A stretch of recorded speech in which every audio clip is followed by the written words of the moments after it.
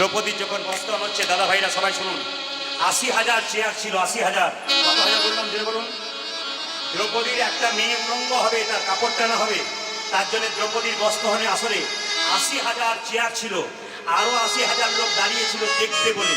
লক্ষ্য করুন, দুঃশাসন চুলের মুঠি ধরে দ্রৌপদীকে টেনে এনে যখন বারবার বস্ত্র টানছে, বারবার বস্ত্র টানছে, বারবার বস্ত্র টানছে, নারদ মুনি ভগবানকে বলল, প্রভু দ্রৌপদীর বস্ত্রহরণ হচ্ছে, তুমি দেবে না?